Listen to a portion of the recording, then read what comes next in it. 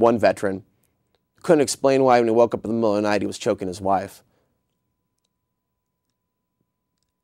And I don't know what happened to some of these guys out there, but there's some serious darkness taking place with these people getting killed. And these evil war spirits, demonic entities, I liken them to, linger in the air and come back with some of that,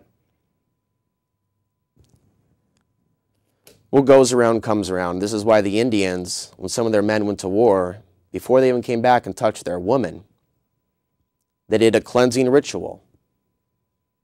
Instead, they're planning to bring them back here and insert then some of them into local law enforcement, private security. You're going to see the rise of private contractors rise in the United States, working directly for the corporations. And then there's some that are beginning to wake up that are in the Middle East that want to repent in their own way, but they don't have the ability to do so because they can't just walk away from the war. And this is why a lot of men are killing themselves now. Okay? So for those of you that think I'm anti-military, you need to wake up and take a look at what's taking place with the troops and how they're being poisoned and vaccinated on a regular basis. You need to think about those vaccine shots that they put in your body and what it's done to your health, and ask yourself if the government really loves you. If what I'm saying is really anti-military. Our military is being broken down so we're easier to take over, whether it be through the use of peacekeepers or Northcom or a combination of the two. Who knows what else is involved? You know they've been training foreign troops to police us for a long time. You know they're targeting veterans and they're watching them as they come back to this country. Because it's inevitable that a lot of veterans are going to wake up to how they've been used. Similar to the way that a prostitute's used by a John and literally kicked out of the car. Lucky to escape with her life. We've been whored out too long.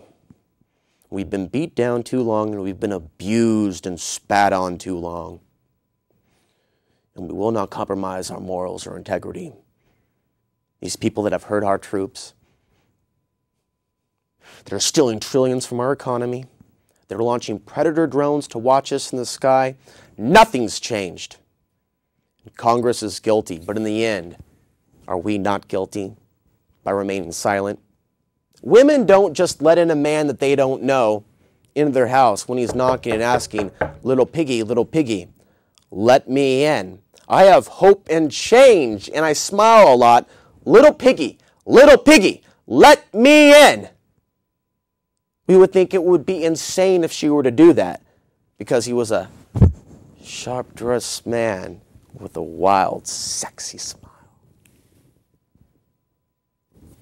Yet what have we just done here with Barack Hussein Obama? And it's not even about Barack Obama.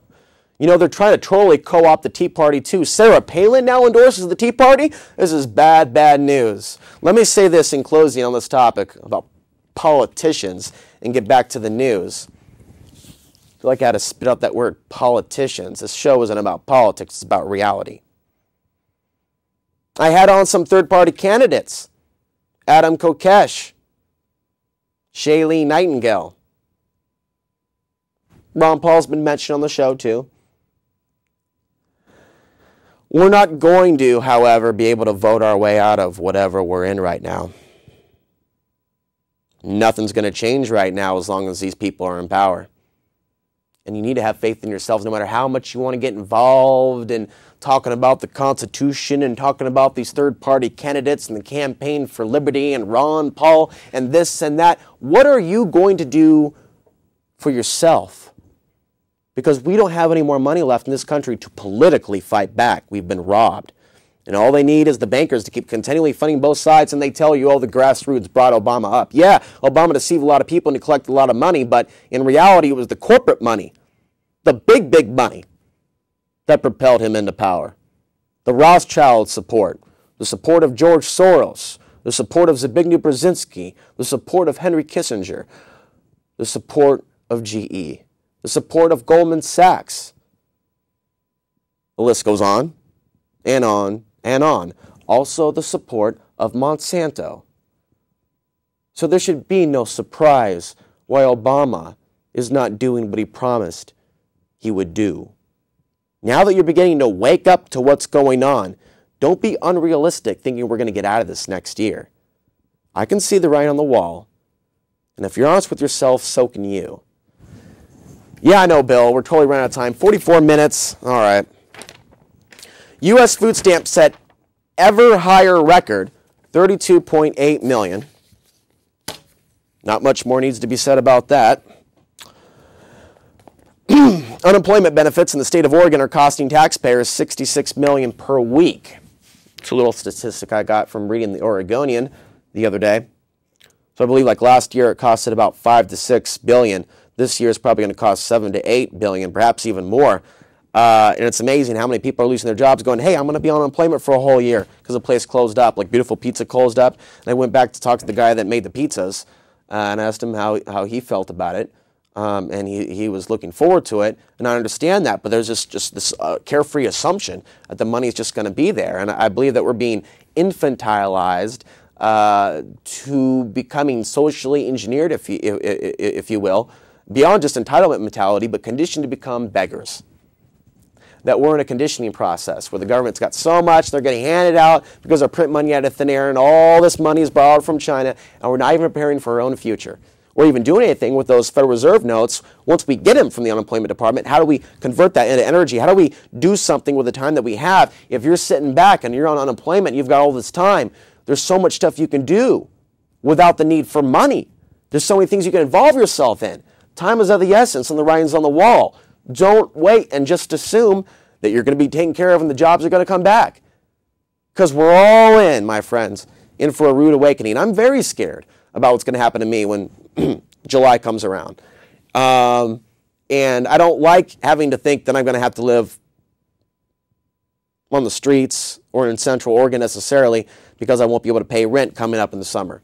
There's no source of income, and I don't know whether there will be a job available for me or for anyone's watching this show that knows where they're hiring. And I don't know if I just want to get back in line. I feel like there's a lot of stuff I have to do and research, and I don't know that I'm very valuable to the community working at a restaurant. I don't know that I'm very valuable to the community working at a grocery store. I don't know if I'm very valuable to the community just trying to survive. I'm going to create my own reality, and I'm going to start doing this stuff every single day on the radio show and trying to make a film, and I'm going to take this information and take it somewhere. I'm not going to get back in line. There is work to be done, and there are people that need to be awakened. And I am no service to my community working 8 hours a day doing something that literally is depressing the hell out of me. And I don't think any of you should either. You should appreciate this free time if you haven't and do something with it and discover who you really are. Make your dreams a reality. No compromise, no defeat. Never say never. GMO corn linked to liver, kidney, and heart damage. We're segueing here because as the corporations get more power over our country, you need to look at why we're getting sicker. Why are all these people begging for health care when we're so messed up inside? This stuff damages and alters our DNA. But in a new report, it talks about how GMO corn is linked to liver, kidney, and heart damage. And so it's becoming public knowledge. I'm also happy, on the positive note, that more people are waking up to the dangers of corn syrup, the mercury in the corn syrup, this preservative, and what it's really doing to our body and how widespread it is at our mainstream, big-time commercial grocery stores like Safeway and Winco and Fred Meyer and Costco, things of that nature. So this is a study that I definitely want you to take a look at. Monsanto is the company that owns roughly 90% of the world's genetically modified crops to legitimately acquire the seeds or plants for study. Okay, we're going to speed it up just slightly just to make sure we get through the headlines. And what this is all about is getting you to think about your civil liberties, to realize they have too much information on all of us, and it's not there to keep us safe from terrorists. It's entrapment. There are things they are gathering on us that they would like to potentially use in the future against us. And so this is highly concerning. The government has your baby's DNA. Now, this is from CNN.com. I know a lot of you think this stuff's extreme, and you're asking me where I get in my information. The benefit of doing the TV show is I can show you live in real time, and I thank Bill for his quick trigger thumb, to show you that this stuff is real and is breaking. We're being overwhelmed by a lot of this stuff, but it's realized that you